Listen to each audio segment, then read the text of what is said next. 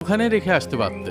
কিন্তু আপনিই তো তুলতে বললেন। তুলতে বলেছিলাম তোমাকে বোঝানোর জন্য। এই পাথরটি হলো তোমার মনের ভিতর জমে থাকা সেই রাগ, সেই কষ্ট, অন্যের দেওয়া কষ্ট, খারাপ কথাগুলোই তুমি এই পাথরটির মতো বয়ে বেড়াচ্ছ।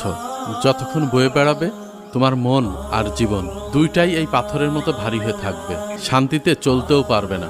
জীবনে যদি সুখী হতে চাও, মনকে হালকা করতে চাও, তাহলে এই পাথরটির মতো অতীতের কষ্টগুলো ফেলে দিতে হবে, নির্দ্বিধায় অন্যকে মাফ করে দিতে হবে।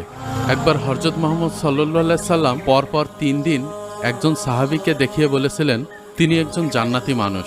কেন জানো? সেই সাহাবীর বিশেষ কোনো আমল ছিল না, শুধু একটা অভ্যাস ছিল। সে প্রতি রাতে ঘুমানোর সময় সবাইকে ক্ষমা করে দিতেন। তার অন্তরে কারোর জন্য হিংসা বা বিদ্বেষ থাকতো না। মাফ করার ক্ষমতা আল্লাহ শুধু তাদেরকেই দেন যাদেরকে তিনি ভালোবাসেন। আশা করি তুমি তোমার প্রশ্নের উত্তর পেয়েছো।